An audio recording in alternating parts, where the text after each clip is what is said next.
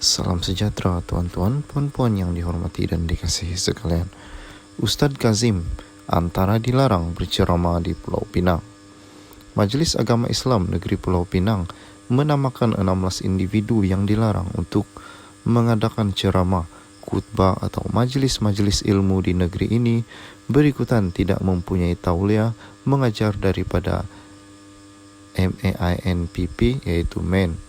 Mereka adalah Datuk Kazim Elias antaranya.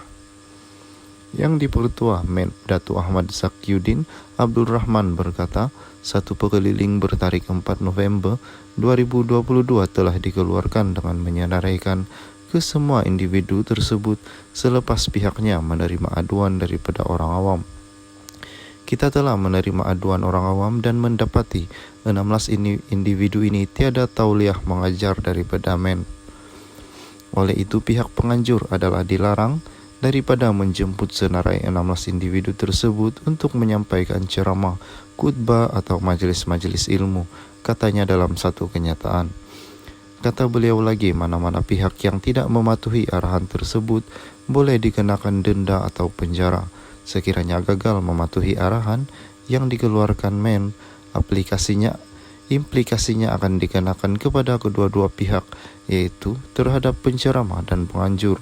Kedua-duanya akan dikenakan tindakan yang mana penceramah boleh dikenakan denda tidak melebihi 5.000 atau penjara tidak melebihi 3 tahun atau kedua-duanya.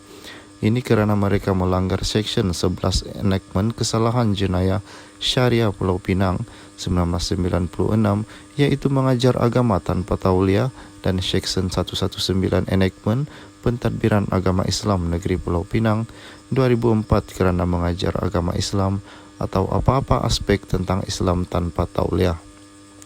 Ahmad Zakyuddin berkata, bagi penganjur pula, mereka boleh dikenakan denda tidak melebihi 5.000 atau penjara tidak melebihi 3 tahun atau kedua-duanya sekali kerana melanggar Seksyen 43 yang dibaca bersama Seksyen 11 1996, yaitu bersubahat menganjurkan program melibatkan penceramah tanpa tauliah.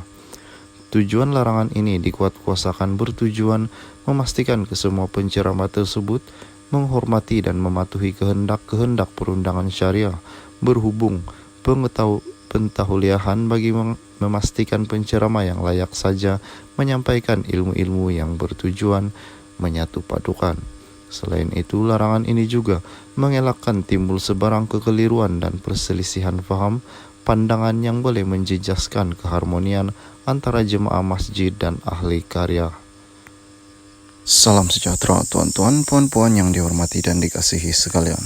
Ustadz Kazim antara dilarang ceramah di Pulau Pinang. Berita sepenuhnya yang dipetik daripada Berita Harian.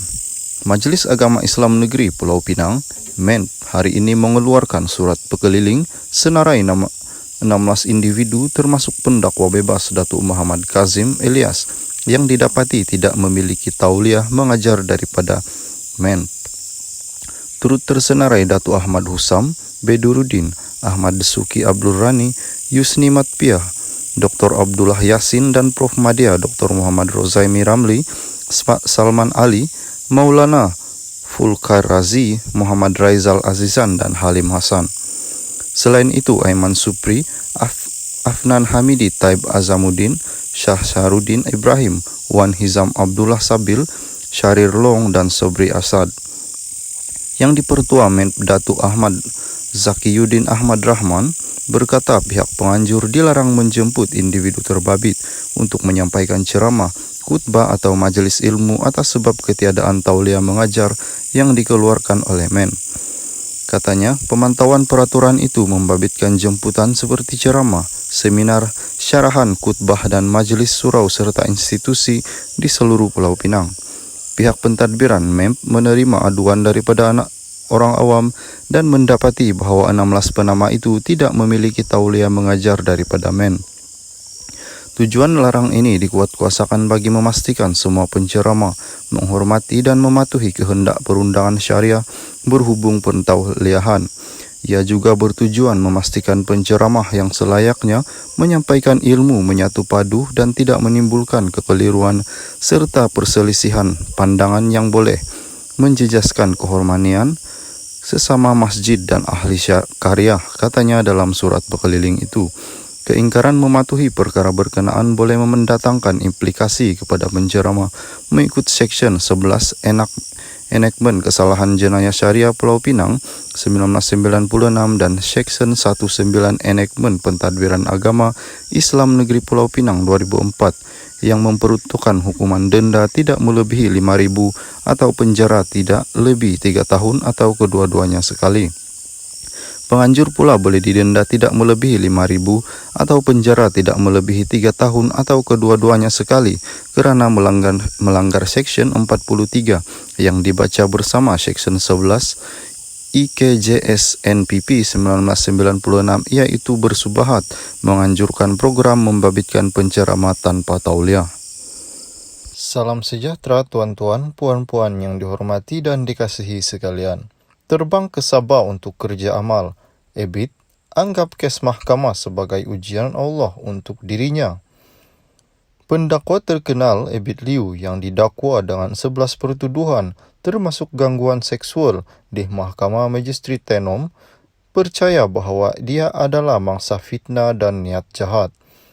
Figura berusia 37 tahun itu berkata, dia merasakan tuduhan yang dilemparkan kepadanya adalah untuk mencemarkan imej dan kredibilitinya sebagai kerja amal.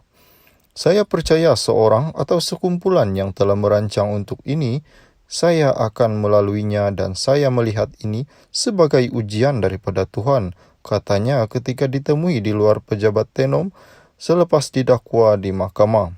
Ebit berkata rancangan untuk datang ke Sabah untuk menjalankan kerja-kerja amal pada masa ini telah dibuat lebih awal dan beliau hanya diberitahu mengenai pertuduhan ini terhadapnya beberapa hari yang lalu.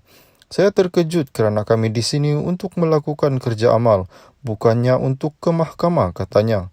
Jadi saya melihat ini sebagai ujian daripada Tuhan. Ia tidak akan menjatuhkan saya atau menghalang saya daripada menjalankan kerja kemasyarakatan di sini, katanya. Peguam Muhammad Zairi Zainal Abidin berkata, mahkamah telah menetapkan 20 April hingga 23 April untuk sebutan kes dan perbicaraan diadakan pada Jun. Ebit dituduh antara lain menghantar mesej teks dan gambar lucu melalui WhatsApp pada seorang antara Mac dan Jun 2021. Salam sejahtera, tuan-tuan, puan-puan yang dihormati dan dikasihi sekalian.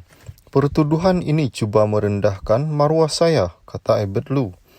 Pendakwa terkenal Ebit Liu menyifatkan pertuduhan gangguan seksual terhadapnya sebagai pertuduhan tidak berasas dan melampau apa yang yaitu cuba menjatuhkan kredibilitinya. Beliau berkata ini adalah cubaan untuk menghina dan merendahkan maruahnya agar beliau berhenti daripada melakukan kerja-kerja amal bagi membantu golongan yang susah. Saya yakin dan percaya perkara ini sesuatu yang sudah dirancang oleh sekumpulan individu dan ia bukan dirancang dalam sehari dua. Sebenarnya saya baru tahu mengenai pendakwaan ini beberapa hari lepas dan saya agak terkejut. Saya datang ke Sabah bukan rancang untuk ke mahkamah. Saya dalam misi melakukan kerja amal, katanya. Bagaimanapun, katanya, beliau berasa amat tenang kerana ketika ini berada dalam misi melakukan kerja amal dan beliau tidak bersalah. Perkara yang berlaku ini adalah cubaan pihak tertentu yang ingin mengganggu kerja amal yang dilakukan. Menurut beliau, setiap kali berhadapan ujian sebegitu memang terasa sangat berat. Namun beliau tahu itu adalah ujian yang perlu dihadapi. Apabila kita ditentang ketika buat kebaikan, maka tidak perlu bersedih kerana ujian yang datang ini sudah menjadi sunat. Walaupun kita berusaha sehabis baik manapun, saya rasa bersyukur dengan ujian ini, katanya.